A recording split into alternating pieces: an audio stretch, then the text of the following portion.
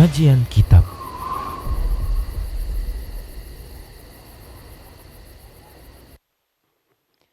Bismillah.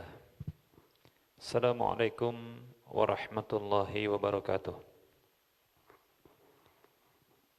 Innal hamdalillah nahmaduhu wa nasta'inuhu wa nastaghfiruh wa na'udzu billahi min shururi anfusina wa min sayyiati a'malina. May yahdihillahu fala mudilla lahu wa may yudlilhu fala hadiya lahu. Wa ashhadu an la ilaha illallah wahdahu la syarika lah wa ashhadu anna Muhammadan abduhu wa rasuluhu sallallahu alaihi wasallam. Qala Allah tabaraka wa ta'ala, ya ayyuhalladzina amanu taqullaha haqqa tuqatih wa la tamutunna illa wa antum muslimun. يا أيها الناس اتقوا ربكم الذي خلقكم من نفس واحدة وخلق منها زوجها وبث منهما رجالا كثيرا ونساء واتقوا الله الذي تساءلون به والأرحام إن الله كان عليكم رقيبا. يا أيها الذين آمنوا اتقوا الله وقولوا قولا سديدا يصلح لكم أعمالكم ويغفر لكم ذنوبكم ومن يطع الله ورسوله فقد فاز فوزا عظيما. أما بعد فإن أصدق الحديث كتاب الله وخير الهدى هدى رسول الله صلى الله عليه وسلم وشر الأمور محدثاتها وكل محدثة بدعة وكل بدعة ضلالة وكل ضلالة في النار. Alhamdulillah, segala puji dan sanjungan hanya untuk Allah Subhanahu wa ta'ala. Demikian pula seluruh peribadahan hamba itu hanya ditujukan untuk Allah Subhanahu wa ta'ala. Karena Dia yang berhak untuk diibadahi. Dialah yang telah menciptakan kita. Dia yang memberikan fasilitas hidup kepada kita. Dia yang menguasai dan merajai kita, bahkan alam semesta. Maka pantas kita menghambakan diri kepadanya. Sehingga penghambaan dan peribadahan para hamba itu hanya miliknya, haknya semata. Nabi SAW bersabda dalam hadis riwayat Bukhari Muslim, Haqqullahi 'alal 'ibadi ayya'buduhu wa la yusyriku bihi syai'ah. Hak Allah atas hambanya, mereka beribadah kepada Allah tanpa berbuat syirik sedikit pun kepadanya.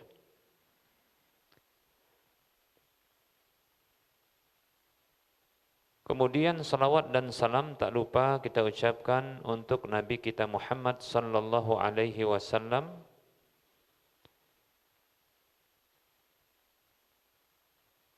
yang kita harapkan agar Allah tabaraka wa ta'ala mematrikan dalam hati kita taufik dan hidayah agar kita senantiasa berada di atas petunjuk Rasulullah sallallahu alaihi wasallam, bukan yang lainnya. Dan semoga Allah Subhanahu wa ta'ala menetapkan dalam hati kita kemudahan untuk mentaati Allah dan Rasul-Nya dan menjadikan kita sebagai hamba-hamba yang selalu berada di atas kebenaran di dalam apa saja yang diperselisihkan oleh manusia. Baik para hamba Allah rahimani wa rahimakumullah. Kita lanjutkan bahasan fikih muamalah dalam bab jual beli dan pembahasan subjudul jual beli kredit yang dalam istilah fikih disebut dengan bai'ut taqsid. Bai'u taqsid atau disebut juga dengan bai'ul ajali bi ziyadatin fis samani. Jual beli kredit taksid. Taksid dari kata kiston. Qassata yuqassitu taqsitan. Artinya tahapan-tahapan. Cicilan-cicilan. Atau disebut juga bai'ul ajali bi ziyadatin fis samani. Jual beli tertunda pembayarannya dengan adanya tambahan pada harganya. Baik para hamba Allah rahimani wa rahimakumullah, jual beli taksid ini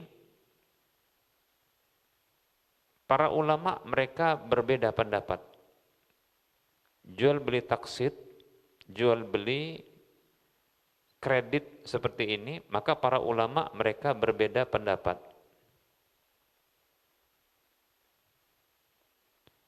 Ada yang mengharamkan,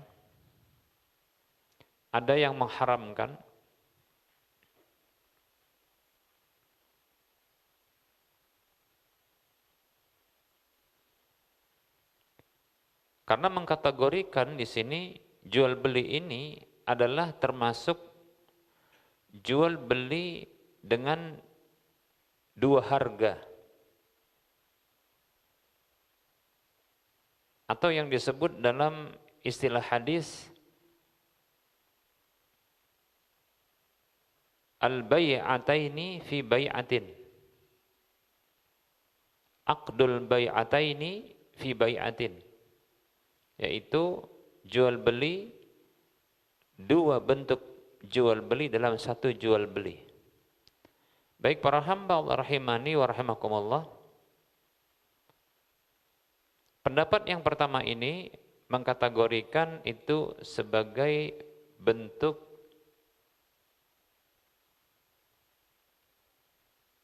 jual beli al-bai'ataini fi bai'atin, atau jual beli dua harga.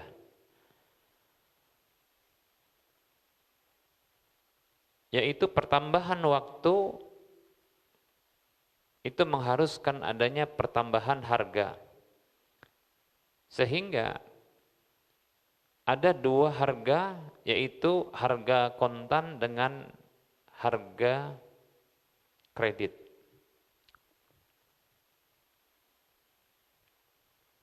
Menurut pendapat ini, jual beli kredit seperti ini terlarang dengan dasar hadis yang dikeluarkan oleh Imam Abu Daud dengan derajat yang hasan dan disahihkan oleh Syekh Al-Albani rahimahullahu taala dalam silsilah al-ahadits as-sahihah. Hadisnya dari Abu Hurairah radhiyallahu anhu, beliau mengatakan, qala Rasulullah sallallahu alaihi wasallam, Rasulullah sallallahu alaihi wasallam bersabda, man ba'a bai'ataini fi bai'atin falahu aw kasuhuma awir riba.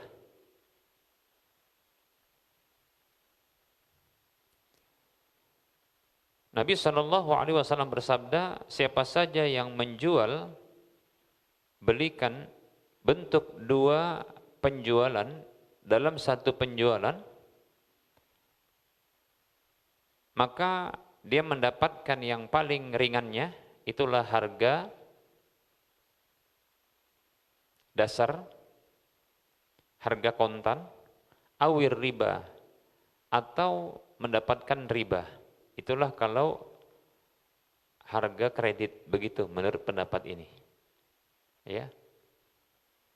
Baik para hamba Allah rahimani wa rahimakumullah. Ini pendapat yang pertama. Apa hukumnya? Haram karena riba. Termasuk jual beli riba. Jadi jual beli dua harga begitu. Baik para hamba Allah rahimani wa rahimakumullah. Pendapat yang kedua, pendapat yang mengatakan ini jual beli yang halal.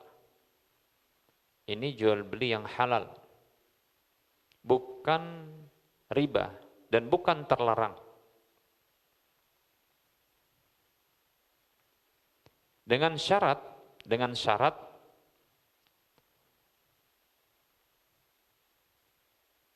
ketika terjadi jual beli yang mengikat, maka ditetapkan satu harga.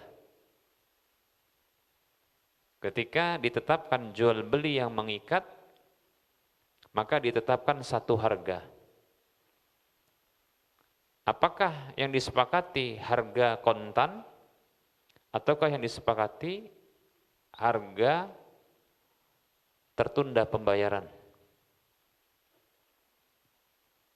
Baik para hamba Allah rahimani wa rahimakumullah. Pendapat ini adalah pendapat yang kuat. Pendapat ini adalah pendapat yang kuat. Sehingga jual beli kredit dengan menetapkan atau dengan menawarkan harga kontan dengan harga tertentu dan juga menawarkan harga kredit ketika ditentukan beberapa pilihan waktu dalam bentuk simulasi, ya, maka ditentukan hanya satu harga saja.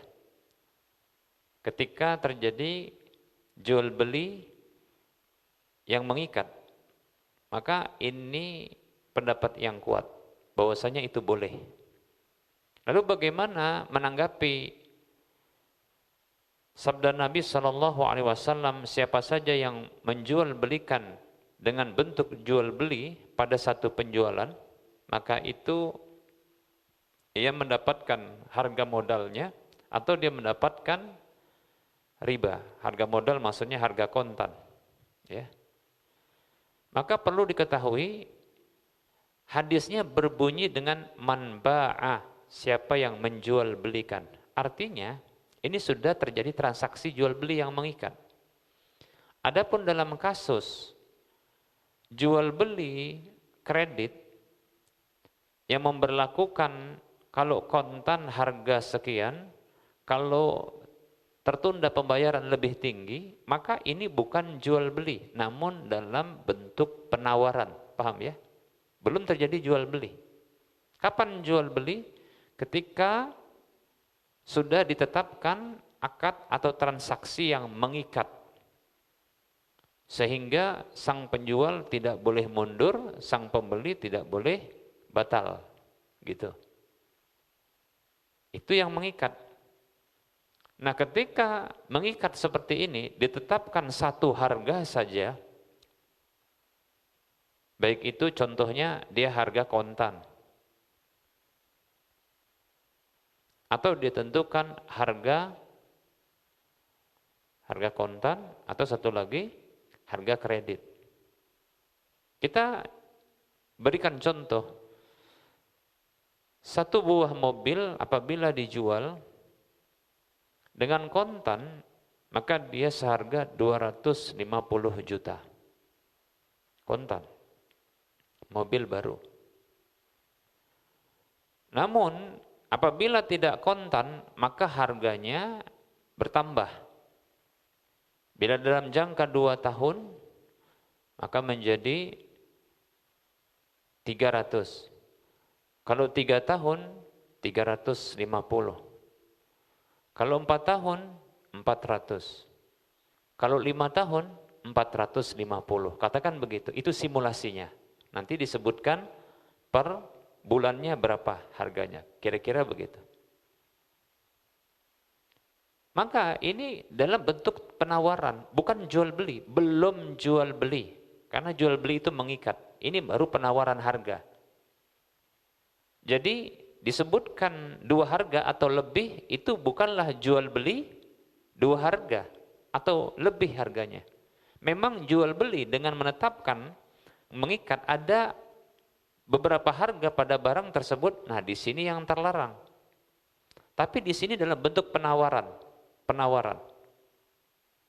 Nah, apabila ternyata sang penjual dan pembeli menyepakati satu harga dari harga yang ditawarkan, contohnya ternyata sang pembeli memilih kontan, gitu ya.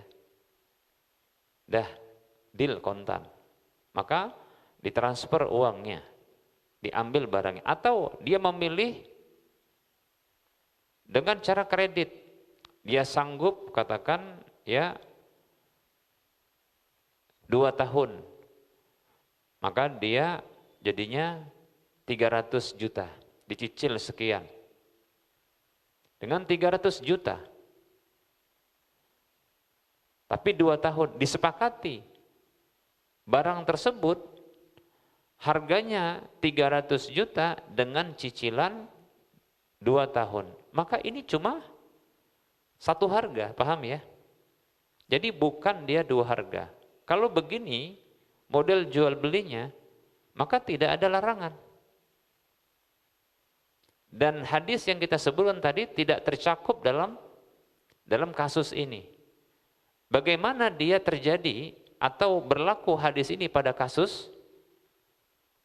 Maka contoh kasusnya adalah bila terjadi penawaran kontan sekian, maka kalau kredit sekian.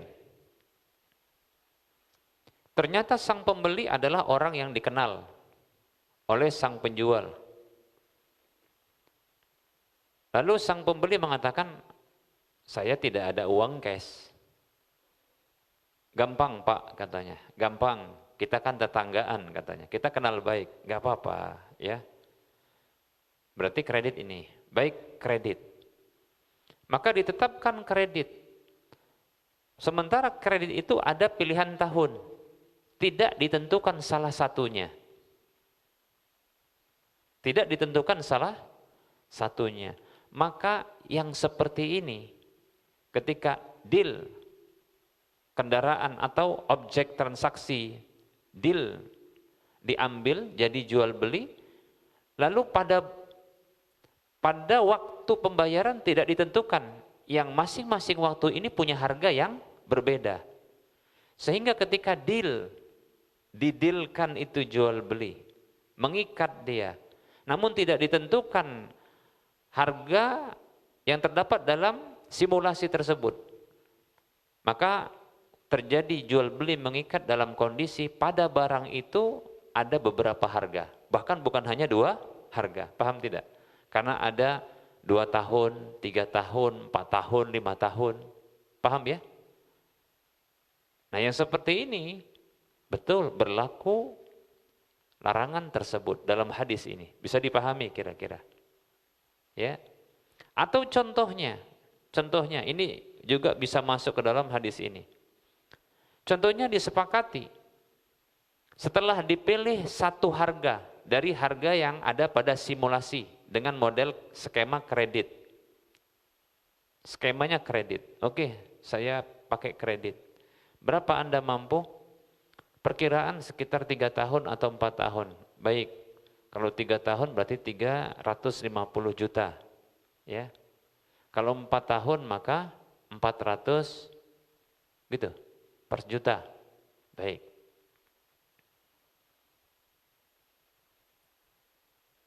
Ya sudah, kalau gitu katanya 3 tahun saja. Berarti berapa? 350, betulnya itu? 400 atau 300? 350, oke lah 350. Disepakati bila dalam 3 tahun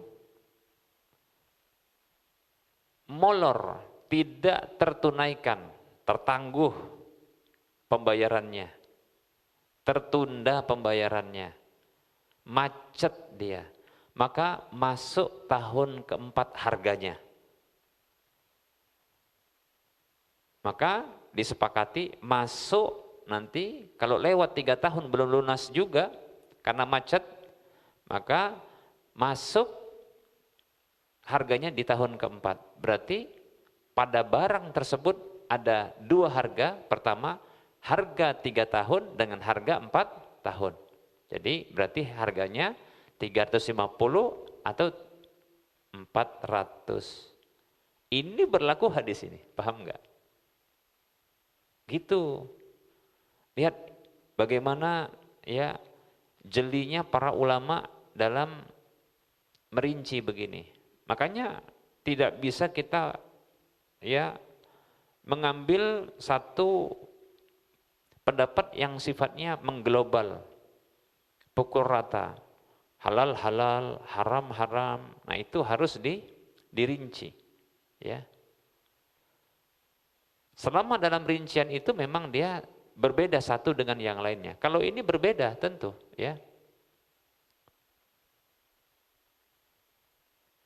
Kalau dalam rincian ternyata satu rincian ini terkena ke dalam larangan yang ini, rincian yang lain nanti ya terkena larangan pelanggaran yang lain, maka jadi haram begitu.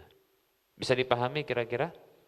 Nah, sehingga jual beli taksit ini, jual beli ya kredit ini, maka dengan skema yang sudah kita sebutkan, maka dia adalah halal. Menurut pendapat yang kuat. Bisa dipahami. Baik, hanya saja para hamba Allah, jual beli kredit ini itu terbagi menjadi 2. Kalau tadi ada perbedaan pendapat tentang hukumnya. Nah sekarang ada jual beli kredit yang dia 2 bentuknya. Yang pertama para hamba Allah, yang pertama jual beli kredit yang hanya melibatkan pihak pertama dan pihak kedua.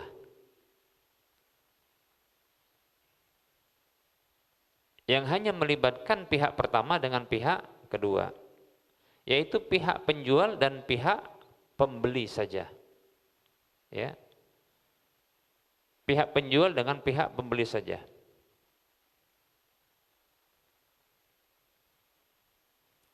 Tidak ada pihak yang lain. Tidak ada pihak ketiga. Jadi penjual dengan pembeli. Sang penjual memberlakukan kredit.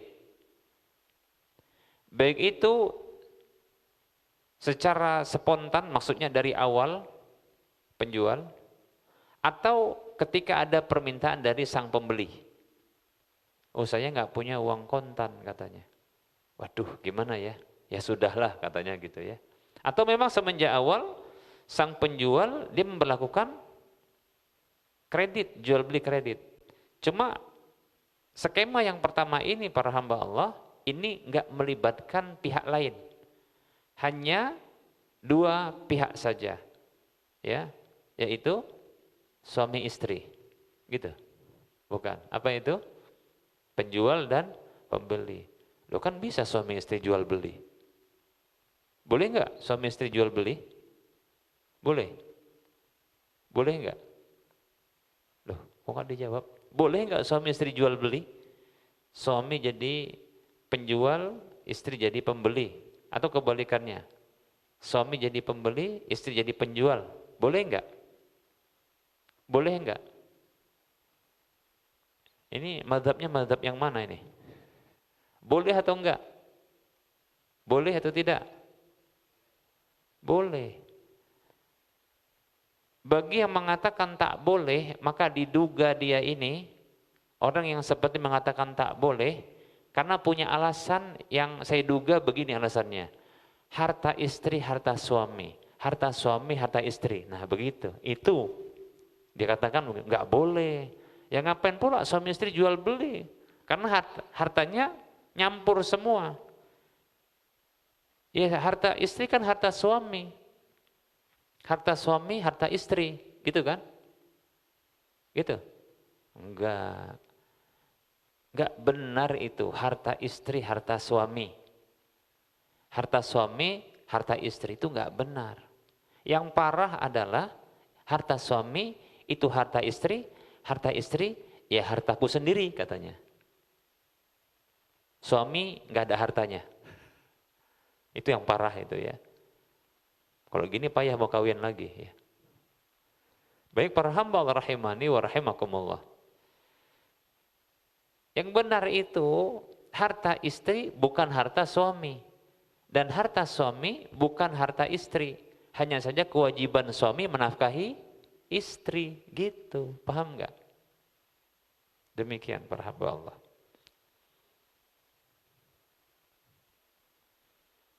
Nah kalau ada harta suami dan harta istri ada harta suami, masing-masing punya harta, bisa nggak jual beli? Bisa. Contoh, istri mau jual mobilnya. Lalu sang suami bilang, "Dek, ngapain lah dijual? Abang aja yang belilah," katanya. Kan itu juga dulu abang kasih untuk adik gitu. Itu harta atau mobil kesayangan abang. Karena abang sayang sama adik, maka abang kasih untuk adik. Begitu biasanya. Orang yang dicintai, maka dia akan memberikan kepada orang yang dicintai sesuatu yang paling dicintai. Betul enggak? Ini udah nikah atau belum? Belum. Kok bisa tahu? Mestinya orang yang belum nikah nggak tahu yang kayak gitu. Kok bisa tahu? Oh nggak tahu. Nah berarti nebak-nebak nih. Ya orang yang mencintai, maka dia akan memberikan kepada orang yang dicintai sesuatu yang paling dicintai gitu. Rupanya orang yang dicintai mau jual barangnya. Loh kok dijual deh? Iya bang, untuk pengobatan orang tua katanya gitu. Sang suami nggak bisa bantu, abang kan nggak bisa bantu kan? Ya besar, sampai 100 jutaan, ya. Sampai masalahnya sampai operasi di luar negeri gitu. Kan nggak laku BPJS kan di luar negeri kan? Laku. Di Penang bisa pakai BPJS. Nggak bisa kan? Nah gitu. Sampai 100-an juta. Ya udah bang, ini sebagai bentuk baktiku untuk ya ayah sama ibu, gitu kira-kira. Ya, kalau abang kan nggak bisa bantu, ya nggak bisa bantu. Terus ini mau dijual bang, cuma inilah yang harga yang mahal dari hartaku bang. Ya sudah, gini sajalah abang beli katanya. Abang beli 150 juta. Loh kok mahal kali bang? Iyalah, nggak apa-apalah. Ini mau abang kasihkan ke istri yang kedua. Nah, baru tahu dia kan. Baik, ya nggak apa-apa lah bang katanya.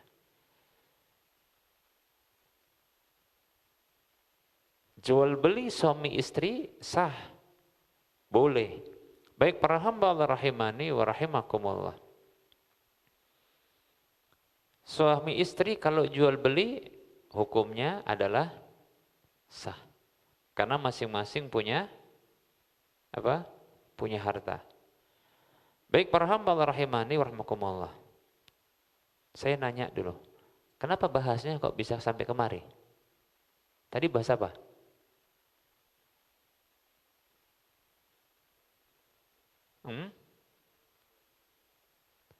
Bentuk-bentuk jual beli kredit. Baik.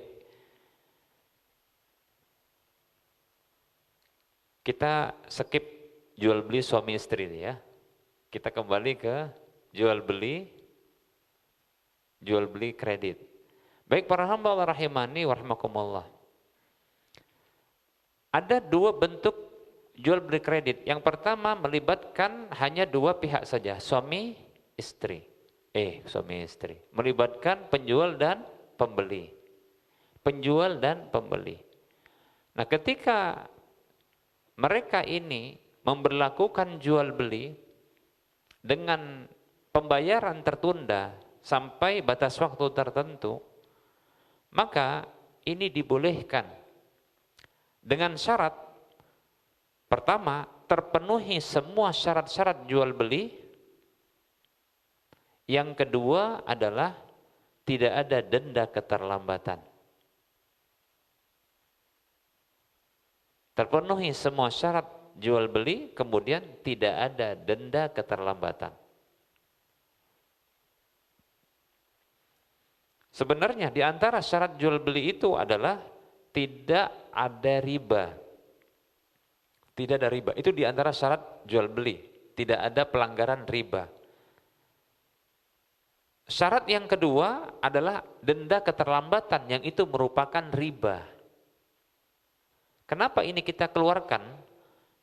Karena ini yang menjadi keidentikan di dalam jual beli kredit. Paham ya? Itu masalahnya. Kata pencetusnya, entah siapa pencetusnya. Dan ini yang digaungkan karena kata mereka ada manfaatnya. Apa manfaatnya? Pertama, untuk disiplin. Betul kan? Tujuan adanya denda keterlambatan untuk kedisiplinan agar tidak telat bayar. Gitu. Betul kan? Padahal denda keterlambatan atas hutang itu merupakan riba. Karena itu adalah tambahan atas riba, tambahan atas hutang. Yang tambahan atas hutang ini adalah riba. Para sahabat mengatakan kullu qardin jarra manfa'atan fahuwa wajhun min wujuhir riba.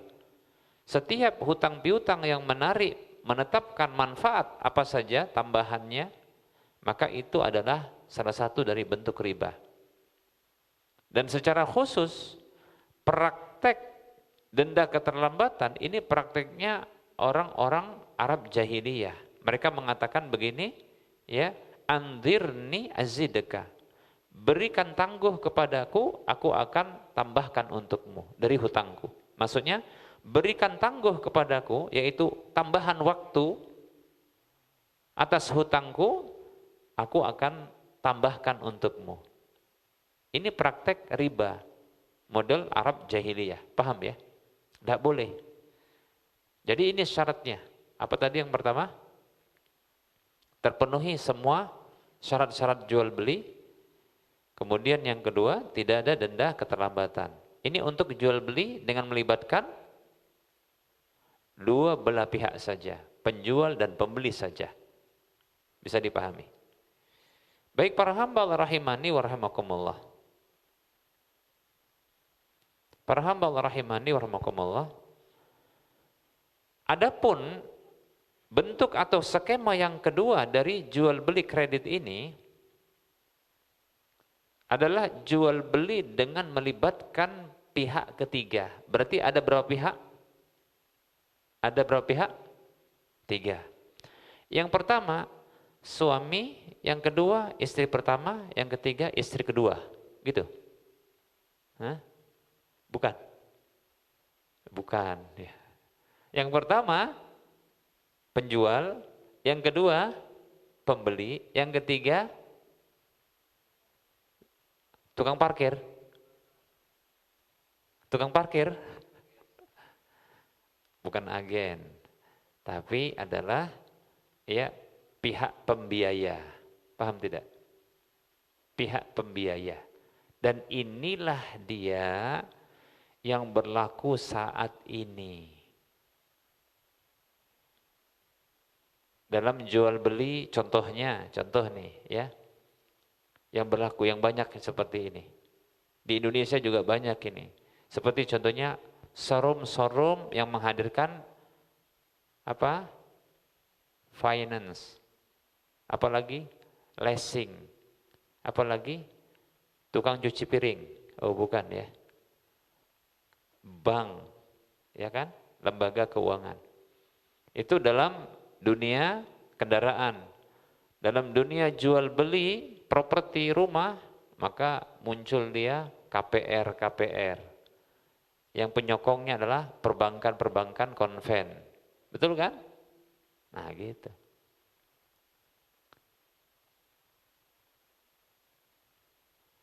Maka jual beli dengan melibatkan pihak ketiga, para hamba Allah rahimani warahmatullah, itu setidaknya terbagi menjadi dua.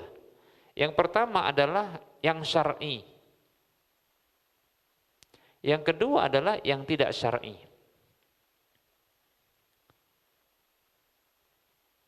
Jual beli kredit dengan melibatkan pihak ketiga yang syar'i, ya, adalah jual beli yang dia memenuhi syarat-syarat syar'inya. Berikut ini nanti akan kita sebutkan. Ya. Sementara jual beli kredit yang melibatkan pihak ketiga,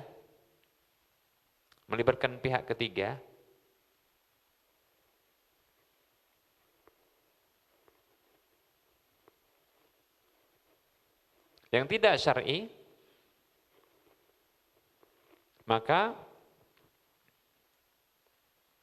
yang tidak terpenuhi syarat-syaratnya, sehingga hukumnya bisa jatuh kepada larangan riba atau bisa jatuh kepada larangan jual beli barang yang tidak dimiliki, baik itu tidak dimiliki utuh atau tidak dimiliki secara sempurna. Nanti akan kita jelaskan. Ya.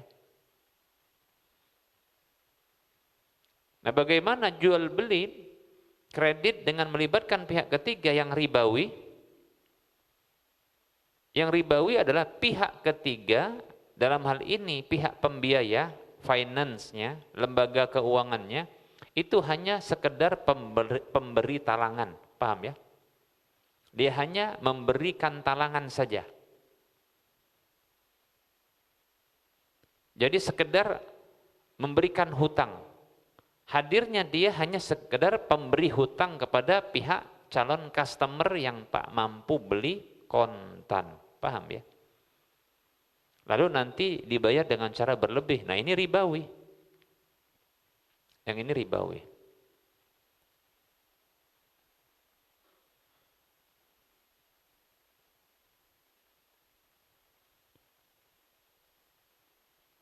Ini pelanggaran pertama. Ketika pihak pembiaya, pihak ketiga, pihak pembiaya, atau finance, lembaga-lembaga keuangan, hadirnya dia sebagai pihak ketiga hanya sebagai pemberi talangan, pemberi hutang. Maka dalam kondisi seperti ini, dia mirip dengan lintah darat, bukan buaya darat ya, bukan. Kalau buaya darat kan yang suka mainin perempuan kan, ya, nggak ada di sini kan?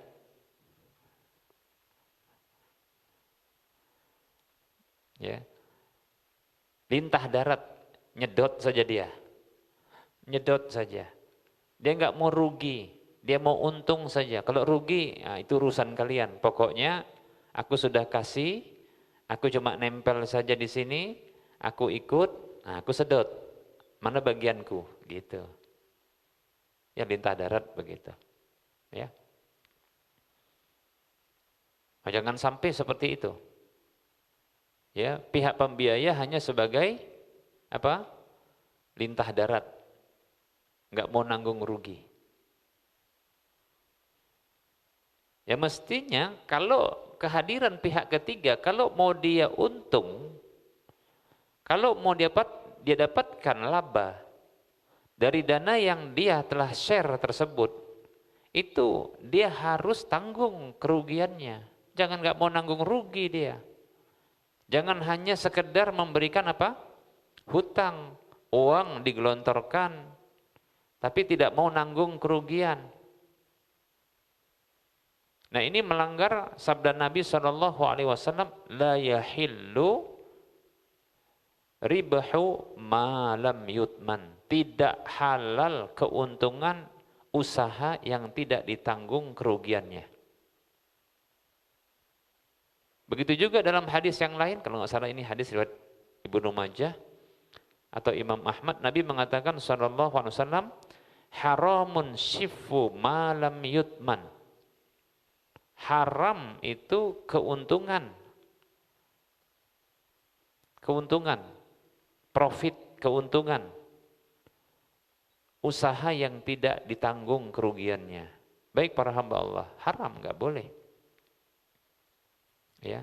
Atau pelanggaran yang lain, apa itu? Menjual barang yang belum dimiliki. Pihak ketiga, pihak yang pihak calon customer, pembeli, ya, dia pengen beli tapi nggak punya duit, lalu ngomong sama pihak ketiga, ya sudah, saya pengen beli itu, ya sudah nggak apa-apa, udah gini harganya sekian, mana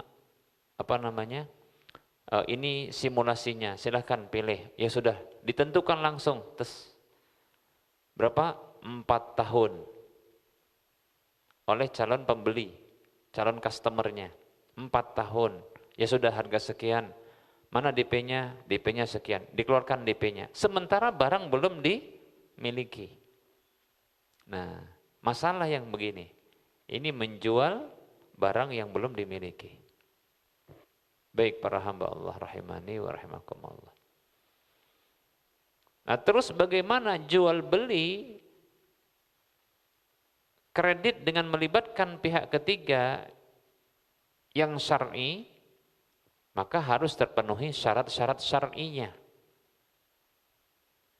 Yang disebutkan oleh para ulama, ya, jual beli seperti ini itu dengan jual beli murabahah bitaksid, murabahah bitaksid.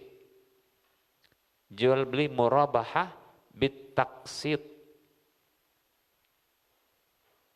Murabahah itu jual beli dengan menyebutkan modal, terus penetapan untung, ya, bitaksid dengan cara bertahap pembayarannya, lil amiri bisyira, ya, untuk orang yang memerintahkan, ya, beli, berarti melibatkan pihak ketiga, karena pihak calon customer itu tidak bisa bayar kontan. Baik para hamba Allah rahimani wa rahimakumullah, maka yang seperti ini setidaknya harus memenuhi, ya, 5 syaratnya. Setidaknya ini memenuhi 5 syaratnya.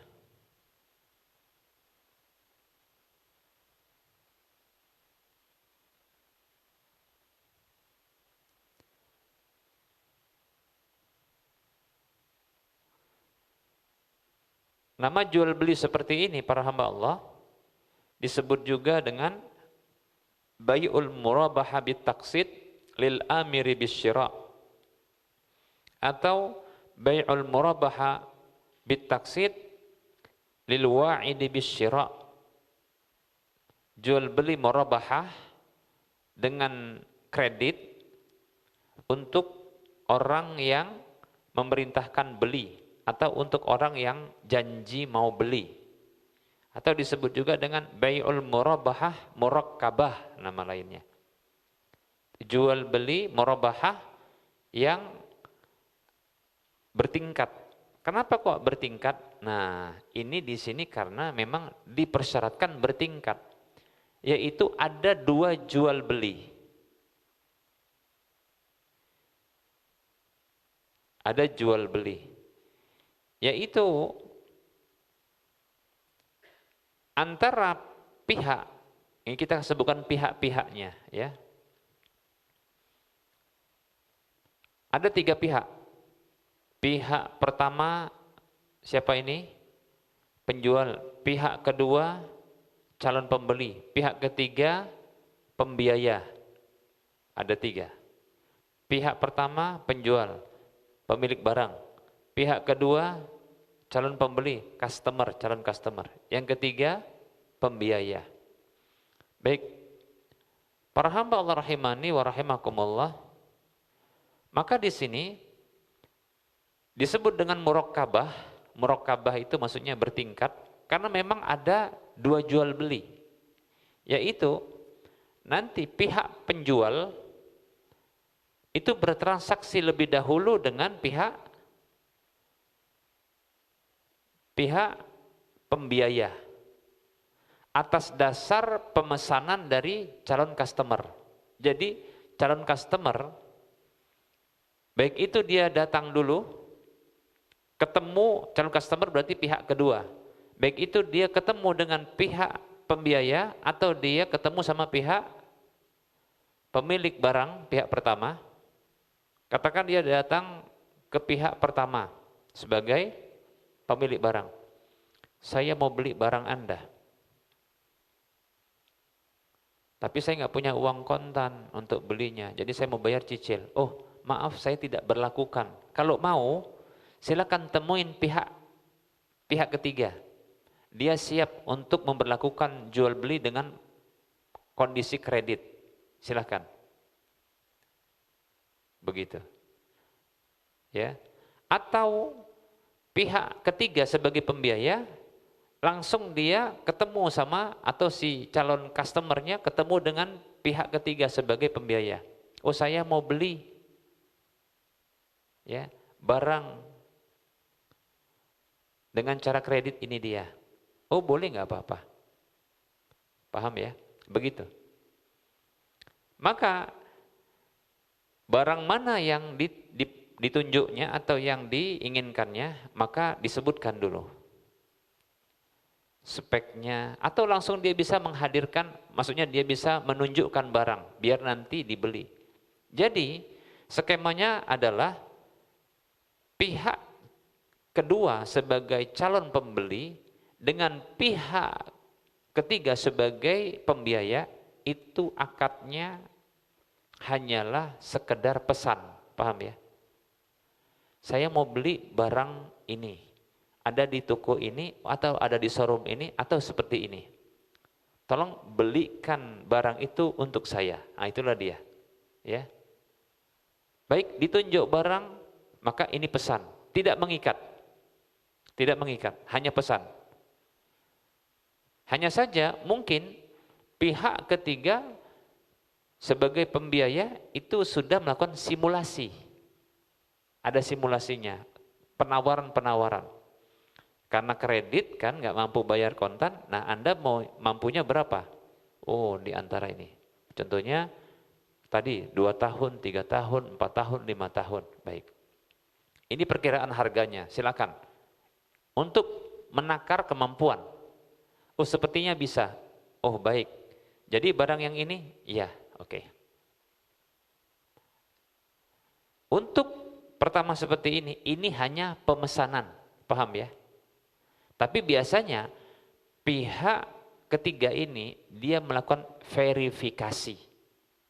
Baik itu verifikasi tunggal ataupun berlapis. Terserah itu pihak mereka. Yang jelas mungkin ketat. Untuk kelayakan orang tersebut bisa nggak bayar supaya nggak kredit macet, begitu. Ya. Tapi yang jelas pihak kedua sebagai calon pembeli yang tidak punya uang kontan untuk membeli barang tersebut, dia hanya pesan barang. Oh, saya mau barang ini, begitu. Dengan kriteria begini, oke sudah. Pesan saja.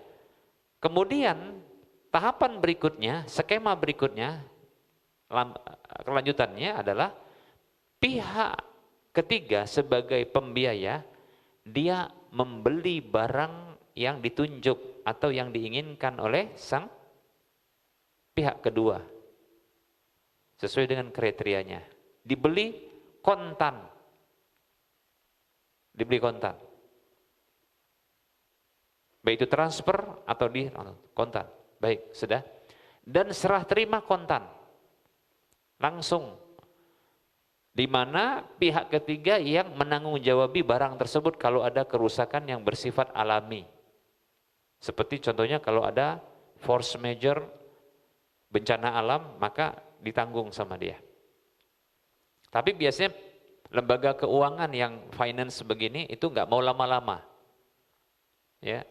Maka langsung begitu dibeli kontan, maka dia transaksi. Berarti ada beberapa akad. Pertama dari pihak kedua dengan pihak ketiga pemesanan, paham ya? Kemudian pihak ketiga dengan pihak pertama, pihak ketiga siapa? Pembiaya. Pihak pertama siapa? Pemilik barang atau penjual. Dibeli kontan. Sudah? Sudah beralih kepemilikannya kepada pihak ketiga, baru transaksi dengan pihak kedua calon customer. Dihubungi, ini barang sudah ada dengan kami, sudah kami beli, silakan kita transaksi. Maka mereka ketemu transaksi. Jual beli.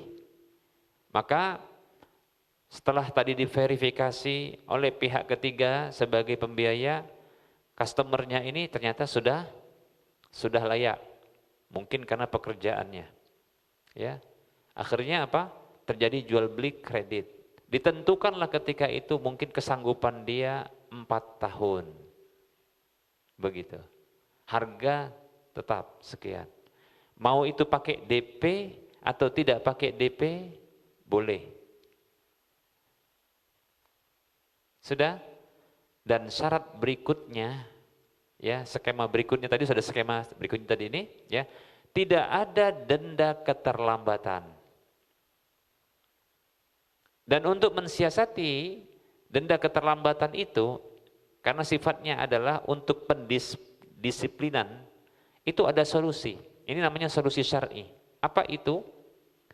Calon customer ketika memberi barang dengan cara kredit tersebut, maka dia diharuskan untuk melakukan pembayaran 3 bulan atau 4 bulan atau 5 bulan, pokoknya dibayar lebih dahulu untuk safety uang dia.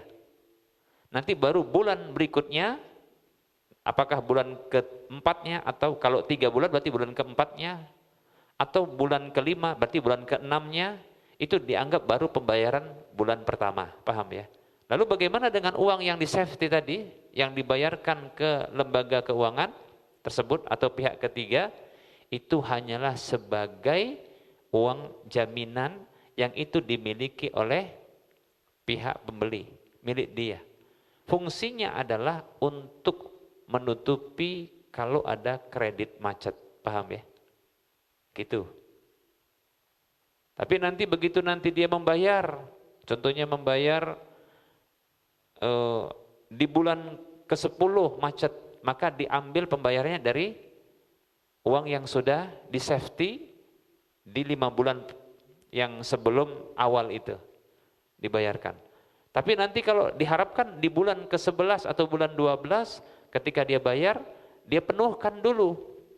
Dia bayar ini, ya cicilan yang ke-12, kemudian nanti dia penuhkan dari uang yang di safety itu untuk dia tetap utuh, paham ya?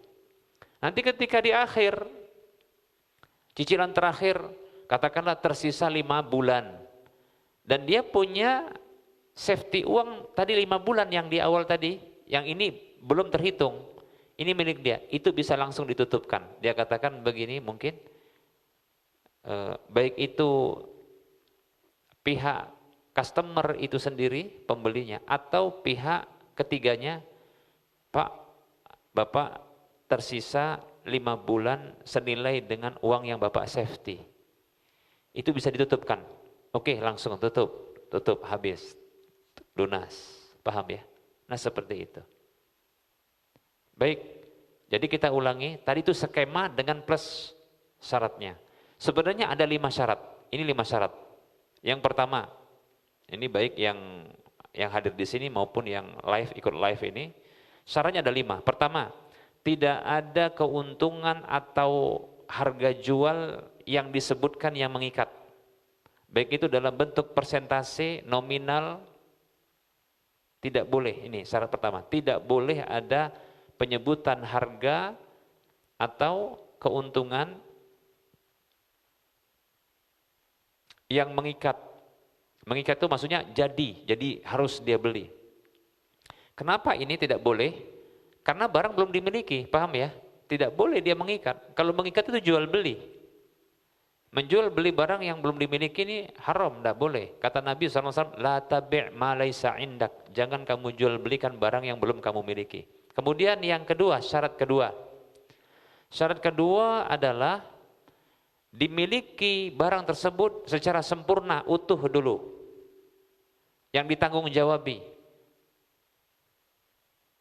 Kita ulangi, syarat pertama ini adalah syarat ya antara calon pembeli pihak kedua dengan pihak ketiga pembiaya. Pihak pembiaya tidak boleh mengikat ya pihak pembeli pihak kedua untuk atau dengan harga tertentu, nggak boleh. Atau keuntungan tertentu, nggak boleh dia katakan, oh nanti untung saya sekian, nggak bisa gitu. Oh harga aja sekian, barang belum dimiliki, nggak boleh. Syarat yang kedua adalah ya, barang harus dimiliki secara sempurna. Berarti ini pihak siapa? Pihak ketiga pembiaya membeli dari pihak pertama sebagai pemilik barang atau penjual barang. Dibeli dan itu sudah menjadi miliknya dan masuk ke dalam hiyazatul milki, yaitu kekuasaan penuhnya.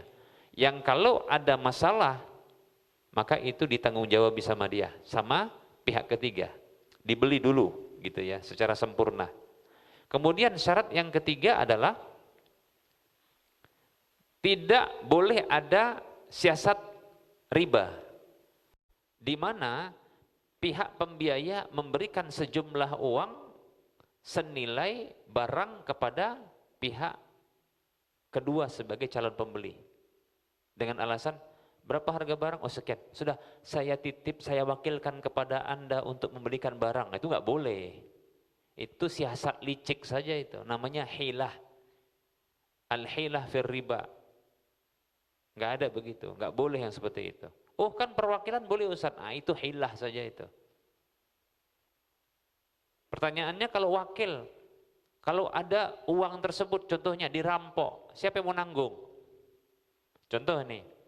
Pihak ketiga ya, sebagai pembiaya yang punya modal itu, saya titip ya, saya amanahkan Anda untuk membeli barang, silakan beli barang itu, ini uangnya senilai harga barang sana, sudah kami tanya harganya sekian, nah ini.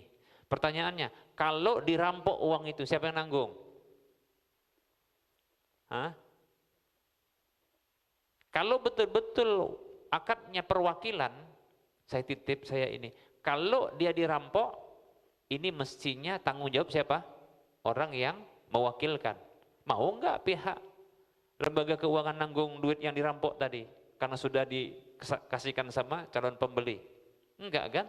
Nah berarti itu hanyalah siasat saja bahwasanya ini hutang loh, gitu paham ya? Enggak boleh. Maka jangan jadi lintah darat. Syarat yang keempat, ada hak khiyar namanya. Hak memilih untuk lanjut jual beli atau batal jual beli. Ini adalah hak yang diberikan kepada pihak calon pembeli. Di mana ketika dia tidak menyetujui harga, ternyata harga lebih mahal dari perkiraannya, atau ada alasan yang sifatnya mempribadi. Contohnya adalah dia teringat, waduh, tidak ada atau baru saja didapat kabar ibunya sakit, sehingga uangnya ini itu harus dikumpulkan untuk biaya obat ibunya. Jadi kalau dibelikan barang-barang yang tadi dengan cicil tadi itu nggak akan bisa biaya ibunya, katakan begitu, paham ya? Lalu dibatalkan.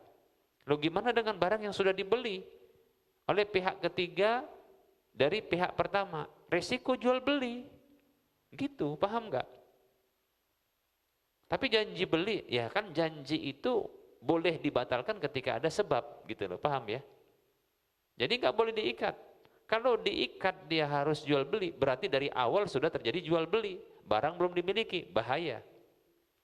Maka syarat ini diberlakukan, syarat yang keempat ini, hak khiyar, hak boleh batal atau lanjut jual beli, itu diberikan kepada calon pembeli atau customer. Syarat yang kelima, tidak ada denda keterlambatan. Dan ini sudah ada solusinya. Sudah ada solusinya, paham ya? Apa tadi?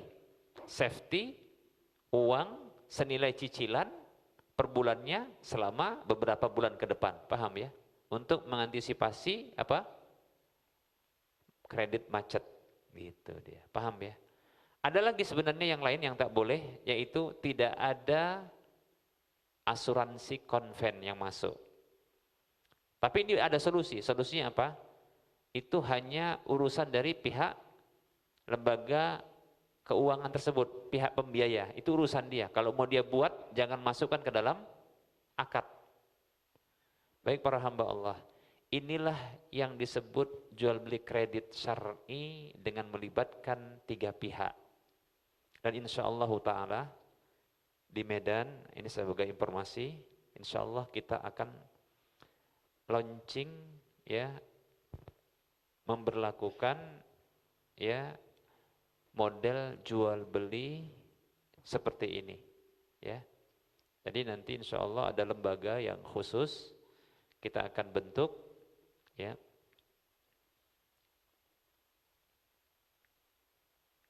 Dan ini diprakarsai oleh beberapa orang, diantaranya adalah ya dua ustadz pembina KPMI, saya dan Ustadz Abdul Fattah hafizahullah, dan dua pengurus KPMI. Tapi ini adalah usaha milik keempat orang ini yang akan nanti bekerja sama dengan perbankan-perbankan syariah ya untuk memberlakukan hal ini. Ya. Untuk memberlakukan hal ini. Dan sifatnya adalah ya mengintervensi akad. Jadi kita lembaga ini nanti mengintervensi akad untuk akadnya menjadi syar'i dan tetap syar'i. Nah, demikian. Insya Allah nanti akan kita berlakukan di Sumatera Utara ini insya Allah. Ya. Nah itu jadi ini sifatnya adalah untuk meminimalisir dari kinerja perbankan yang jatuh ke dalam apa? Pelanggaran-pelanggaran seperti riba. Ketika mereka masuk ke dalam model jual beli seperti ini, kredit. Mereka kan hadirnya terkadang hanya sebagai pembiaya, pemberi talangan. Itu riba. Nah, seperti itu. Jadi kita meminimalisir, ya, meminimalisir seperti ini. Dan ini, alhamdulillah disambut baik oleh beberapa perbankan, ya, yang seperti ini, agar mereka tidak jatuh ke dalam riba. Hanya saja akad-akad yang sudah kita tawarkan ini masih dalam bentuk penggodokan di internal mereka, ya. Jadi tunggu saja tanggal mainnya, ya. Nah, insya Allah barangkali nanti bisa kita launching, dan barangkali kaum muslimin yang menginginkan dapat apa? Dapat mendapatkan barang ketika tidak mampu beli, namun mampu ketika dia dicicil, ya. Maka setidaknya ini ya menjauhkan kaum muslimin dari pelanggaran-pelanggaran syar'i, diantaranya adalah riba. Jadi kehadiran kita insya Allah sebagai solusi syar'i untuk akad jual beli kredit dengan melibatkan pihak ketiga sebagai pembiaya. Wallahu ta'ala a'lam. Baik ya. Nah ini barangkali materi yang bisa kita sampaikan. Ya. Silakan kita buka sesi soal jawab. Bagi yang mau bertanya dipersilakan. Sedikit informasi, alhamdulillah ini sudah ada 217 penonton yang tergabung di live TikTok saya ini, dan ada 410 tayangan. Semoga untuk kedepannya kajian-kajian syar'i atau kajian ilmiah seperti ini kita akan galakkan, dan semakin kaum muslimin banyak yang ikut serta. Baik, bagi yang mau bertanya, baik itu yang hadir langsung di sini atau yang tergabung di live TikTok, dipersilakan untuk bertanya.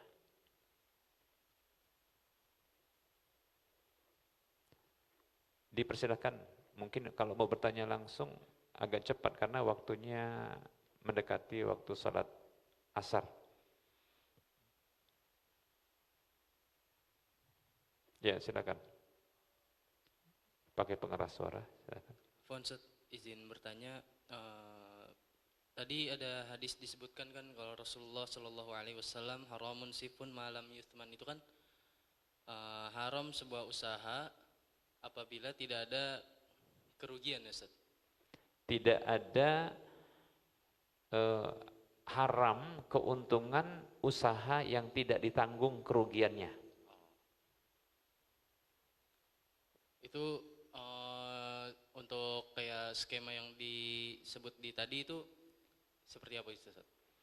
Contohnya adalah seperti pihak-pihak, baik itu perorangan maupun lembaga, yang mereka menggelontorkan uangnya, menyerahkan uangnya, namun mereka menginginkan keuntungan dari usaha yang diletakkan uangnya pada usaha tersebut agar dikelola oleh pihak yang bisa mengelola, baik itu perorangan atau komunitas atau perusahaan. Tapi permasalahannya dia tidak mau nanggung kerugian. Nah, di situ dia, paham ya? Haram itu.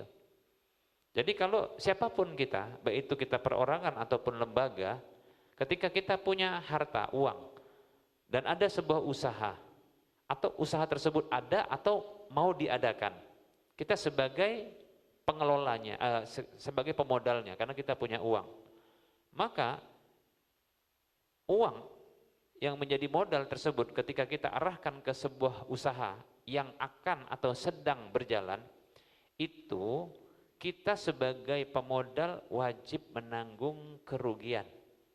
Paham ya? Wajib menanggung kerugian. Nah, itulah hakikat dari apa? Akad investasi yang syar'i. Akad permodalan yang syar'i. Itu yang seperti itu. Kalaulah modal yang diberikan, digelontorkan, itu diserahkan, dikelola, tapi dipersyaratkan aman ini, nggak boleh rugi dia. Pokoknya kalau rugi kalian tanggung sendiri. Ini mirip dengan rentenir, paham nggak? Dan itu modal yang diserahkan kepada pihak tersebut untuk dikelola itu hutang jadinya, karena dijamin untuk dikembalikan utuh, paham ya? Itu hutang jadinya. Nah, sementara ada kaedah kullu qardin jarra naf'an fahuwa riba. Setiap hutang piutang yang menarik manfaat keuntungan, apa keuntungannya? Keuntungan dari usaha tadi. Dia ingin dapatkan, tapi uang yang diserahkan itu harus aman, untung apa namanya? Aman, utuh. Enggak boleh rugi. Kalau rugi tanggung sendiri. Ini rentenir, paham ya? Ini hutang yang menarik manfaat. Manfaatnya adalah keuntungan itu. Fahuwa riba, itu riba, paham ya? Makanya kata Rasulullah, haramun sifu ma lam yutman, haram. Kenapa? Riba. Bisa dipahami? Kalau dalam hadis yang lain, la yahillu, tidak halal, sama, haram itu. Bisa dipahami? Baik. Nah, syukran Ustaz, jazakallah khair. Afwan.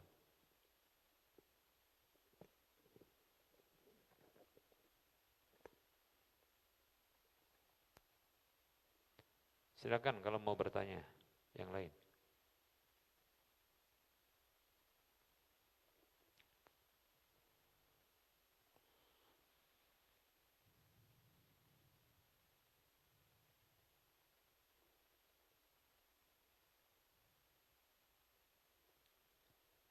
Ya, teman-teman yang tergabung di live, silakan kalau mau bertanya. Waktu sudah dekat dengan sholat asar. Kalau telat bertanya nanti dikhawatirkan nggak bisa dijawab. Keburu masuk waktu sholat. Silakan.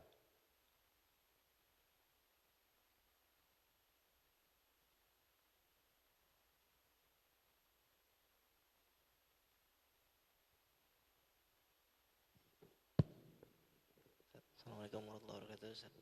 Waalaikumsalam warahmatullahi wabarakatuh. Hukum transfer uang melalui personal gimana Ustaz? Melalui? Kita kirim uang nih 100.000 tapi kita kayak BRI link gitu Ustaz. Oh, kirim uang, transfer uang. Transfer 100.000 lah ke sana. Jadi kita kasih 105.000. Baik. Jadi transfer uang, minta transferkan uang. Ternyata itu di kampung Ustaz gitu. Iya. Sekarang bukan apa. Minta transfer. Jadi jasa transfer gitu ya. Bagaimana hukumnya jasa transfer tersebut? Baik para hamba Allah rahimani rahimakumullah. Maka dirinci bila orang yang akan minta ditransferkan uang tersebut sejumlah uang tertentu itu diserahkan di majelis tersebut. Jadi ditransfer 1 juta gitu ya. Terus ada kena biaya casnya, biaya adminnya. Katakanlah mungkin 20.000, katakan begitu. Ya, 1 juta 20.000, biayanya 20.000.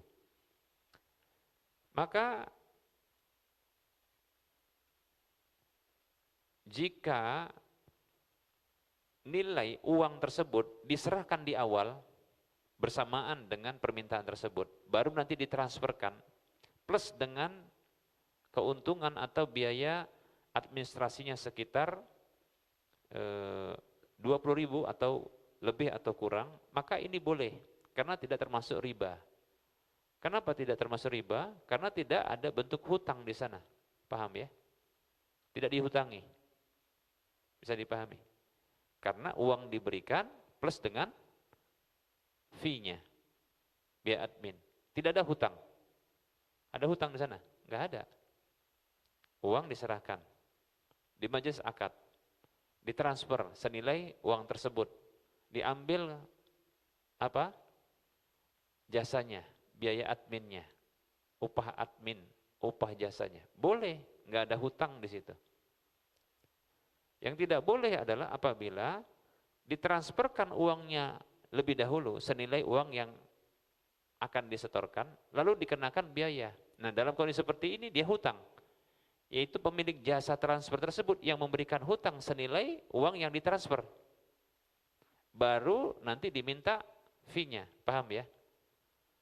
Kemudian di waktu berikutnya, apakah di hari itu juga tapi sore hari atau besoknya atau lusa atau sepekan, nanti baru dibayar. Ini hutang yang menarik manfaat, itu riba. Bisa dipahami? Baik.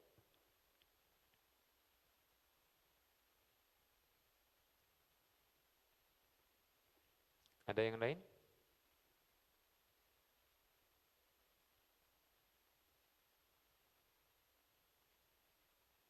Assalamualaikum warahmatullahi wabarakatuh, Ustadz. Waalaikumsalam warahmatullahi wabarakatuh. Kalau misalnya Ustadz, kalau kita punya kartu kredit. Punya kartu kredit. Oke. Terus dari kantor kita ditugaskan untuk misal pergi dan kemudian tiket harus kita beli sendiri. Sedangkan kita nggak ada uang cash lah. Kita pakai dulu kartu kredit itu. Setelah kita selesai baru diganti kantor, kemudian kita bayar semuanya, dan pada saat itu belum ada jatuh tempo atau pengenaan denda karena kita nggak segera bayar gitu, belum ada. Itu apakah sudah termasuk riba karena kita punya kartu kreditnya, atau transaksi kita seperti itu gimana Ustadz? Memang sih lebih baik nggak usah pakai ya Ustadz ya. Itu aja Ustadz. Assalamualaikum warahmatullahi wabarakatuh. Waalaikumsalam warahmatullahi wabarakatuh. Jadi tentang hukum kartu kredit. Kartu kredit itu adalah sebuah kartu yang saldonya 0, begitu ya. Yang atas nama kita, namun nanti ketika kita bertransaksi dengan kartu tersebut dalam pembayaran belanjaan, pembelian, maka pihak perbankan yang akan memberikan talangan, betul? Baik. Dan pihak perbankan penerbit dari kartu kredit tersebut memberlakukan waktu jatuh tempo. Bila dibayar kurang dari jatuh tempo, maka tidak dikenakan denda. Bila dibayar setelah jatuh tempo, maka akan diberlakukan denda dengan nilai tertentu. Betul? Baik, itulah kartu kredit. Maka ketika kita meminta untuk dibuatkan kartu kredit untuk kita, maka kita sedang menyepakati atau sudah menyepakati akad riba. Walaupun ya praktek riba belum terjadi, tapi akad riba. Sehingga bisa kita pahami ketika terkait dengan hukum kartu kredit, maka itu ada dua. Pertama adalah menyepakati akad riba, yang kedua adalah praktek riba. Menyepakati akad riba adalah ya bila di awal diberlakukan tadi seperti tadi ya. Kalau nanti dia lewat dari jatuh tempo maka dikenakan denda. Bila dia dibayar sebelum jatuh tempo maka dia nggak kena denda. Ini adalah akad riba. Sebenarnya tidak boleh. Jadi memiliki kartu kredit atau bukan memiliki,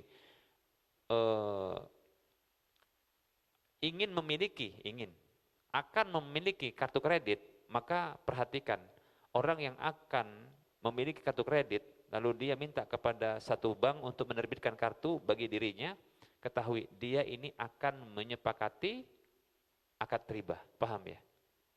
Tapi kalau dia sudah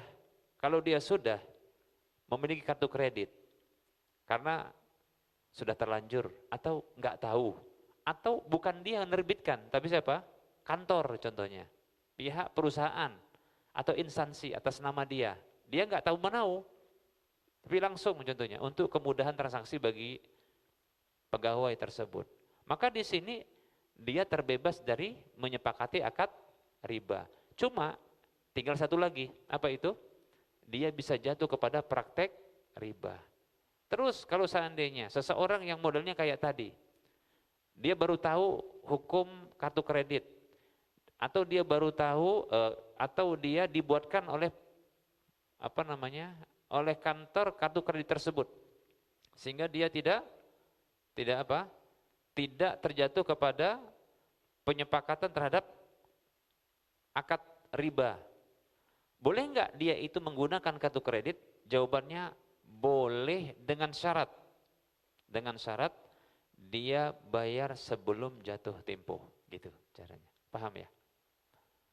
Tapi kalau dia nggak bisa, ini bisa lewat atau bisa enggak ini. Kenapa? Tergantung kantor. Kantor katanya ini karena apa? Ini belanjanya belanja dari kantor. Memang atas nama dia. Ya. Atau karena dia ditalangi oleh pihak kantor. Katakanlah seperti itu. Ini karena kantor sebenarnya nanti akan membayarnya. Tapi nggak bisa diprediksi. Maka sebaiknya jangan gunakan kartu kredit. Memang nggak usah punya kartu kredit. Itu saja. Ya. Cash saja. Cash by cash. Ya kan? Cash barangnya, cash uangnya. Nah gitu. Wallahu ta'ala a'lam. Ya. Assalamualaikum warahmatullahi wabarakatuh. Waalaikumsalam warahmatullahi wabarakatuh. Kalau pembayaran yang pakai dompet digital itu, dompet digital itu kan sekarang lagi banyak ya, Kris atau apa ya, boleh sebut nama ya kali ya tadi ya, OVO dan GoPay yang gitu-gitu kan tadi. Itu yang pertama terkadang kita ada diskon satu. Yang kedua terkadang ada kayak bonus potongan-potongan gitu kan. Nah itu apakah riba atau bagaimana Tad? Itu aja Tad. Baik. Terima kasih. Assalamualaikum. Dompet digital atau disebut dengan money apa namanya? Money digital. Ya, pokoknya gitu. Uang digital, ya. Nah, gimana seperti ini? Baik ya. Jadi para ahli ilmu di Indonesia ini mereka berbeda pendapat. Nggak tahu kalau di luar negeri ya. Di Indonesia ini ada beda pendapat yang seperti ini. Ada yang mengatakan ya uang digital itu ketika kita deposit ya itu maka seperti bank. Kita letakkan uang di bank. Ketika kita deposit uang di bank itu mirip dengan seperti ini. Ya, deposit ke uang digital seperti ini, dompet digital atau uang digital, ya. Kalau kita menerima manfaat-manfaat berupa pemotongan harga, diskon dan seterusnya, begitu ya, maka itu merupakan bentuk ya manfaat atas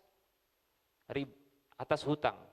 Kita ulangi, kita meletakkan uang, menurut pendapat pertama ini, meletakkan uang deposit di dompet digital tersebut itu seperti kita meletakkan uang di bank. Karena apa? Alasannya digunakan oleh mereka. Bank juga ketika kita simpan uang di bank itu digunakan oleh bank. Itu statusnya hutang.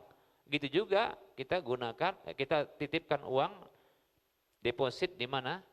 Di uang atau dompet digital, itu statusnya hutang karena digunakan oleh pihak aplikasi perusahaannya. Begitu. Nah, berarti mereka yang berhutang, mereka memberikan potongan-potongan harga. Nah, ini seperti manfaat kepada kita yang memberikan hutang. Jadinya riba, menurut pendapat pertama. Ya. Pendapat yang kedua mengatakan tidak riba. Ya, karena dianggap itu titipan saja, ya. Demikian. Dulu saya berpendapat dengan pendapat pertama, riba, tapi sekarang saya condong kepada pendapat yang tidak riba. Kenapa? Saya melakukan penelitian terhadap status uang yang ada di deposit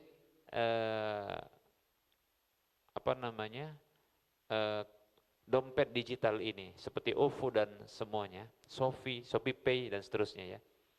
Ternyata pihak perusahaan aplikasi tersebut itu tidak menanggung rugi. Nah, itu dia. Kalau ada kerusakan yang sifatnya alami, mereka tidak nanggung rugi. Ya. Contohnya kerusakan sistem sehingga berkurang nilai digital uang tersebut. Ya. Ini tidak mereka tanggung. Maka ini adalah bukan hakikat dari hutang. Karena kalau hutang itu dia adalah ditanggung oleh pihak yang menggunakan. Tapi pihak pengguna dalam hal ini yang menggunakan uang yang kita titipkan itu enggak nanggung. Karena pihak OJK memang tidak memberlakukan demikian. OJK.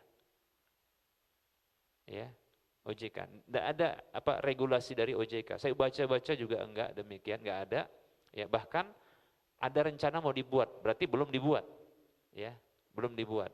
Dan begitu juga dikonfirmasi langsung ke pihak, saya lupa, Shopee Pay tapi bukan OVO, Shopee Pay sepertinya. Ditanyakan langsung ke operatornya, pihak operator bertanya langsung kepada pihak pimpinannya, ternyata memang kami enggak menanggung kerugian yang sifatnya alami, kerusakan sistem dan seterusnya, itu enggak mereka tanggung. Kalau ini hakikatnya bukan hutang, sehingga status uang yang didepositkan walaupun digunakan itu bukan hutang. Dari sini manfaat-manfaat yang didapatkan itu bukan termasuk riba, begitu. Tapi yang jelas ada beda pendapat. Silakan memilih ya pendapat yang ada ini, ya.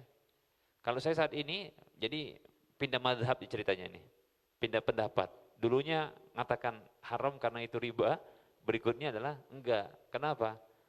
Rupanya bukan hutang itu yang menarik manfaat, karena enggak mau tanggung mereka. Seperti itu. Wallahu ta'ala a'lam.